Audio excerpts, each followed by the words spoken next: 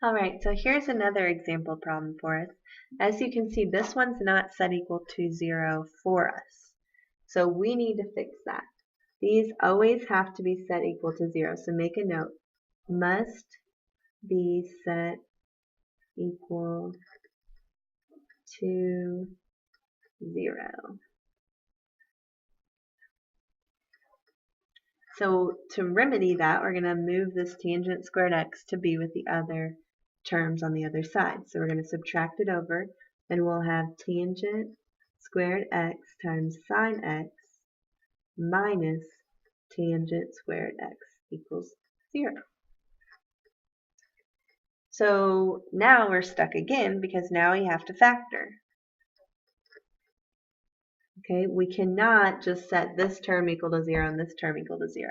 I said you can only do that if you've got them in sets of parentheses times each other. And the reason why was learned in Algebra 2, so we're not going to talk about that here. So how can we get this to be parentheses times each other? The answer is factoring. So what methods of factoring can we do here? Hopefully you notice that we have some common terms. We have this tangent squared x in the first term and tangent squared x in the second term. So I'm going to factor that out using GCF. We've got tangent squared x, and now we have to write what's left behind. It's going to be sine x, and please don't say minus 0.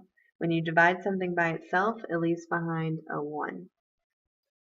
So now we've got something times something equal to 0. Now we can set up two individual equations.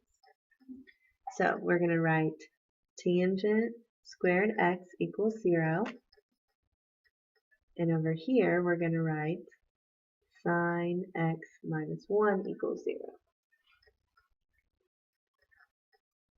Now we still have a squared on this, so we actually need to square root both sides to get rid of that. And that's going to become tangent of x equals 0, because the square root of 0 is still just 0. And this one, we have to isolate sine of x, so now we have to add 1 to both sides. Alright, so now we're at the point where we can actually solve them. So you can see these problems are kind of long. You've got to make sure it's set equal to 0, you've got to factor it, set up two individual equations, and then start on those steps that we learned 2 days ago, which starts with isolating the trig function. So that's where we're at right now. Now we have to do step 2, which is determine what angle will give us this answer. So tangent of what equals 0? Well, to be able to do that, we have to think about our quadrantal angles. So quadrantal angles, I always go back to my graphs. So my tangent graph, I know that tangent falls between negative pi over 2 and pi over 2.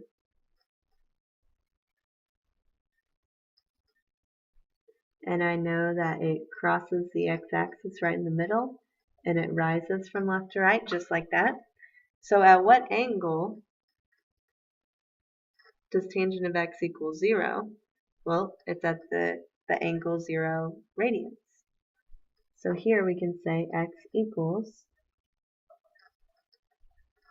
0 plus 2 pi, but I'm not going to write the 0, so I'm just going to write 2 pi in. And there's one of my answers. Now I need to go over to sine of x equal to 1. Again, this is not in one of our special triangles. This is a quadrantal angle.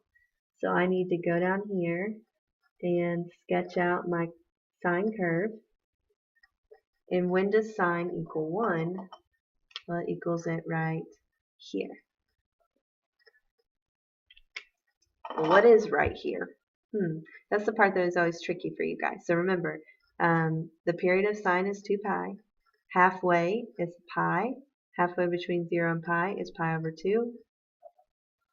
So sine of pi over 2 equals 1. So we can write our answer as x equals pi over 2 plus 2 pi in. And there we have it.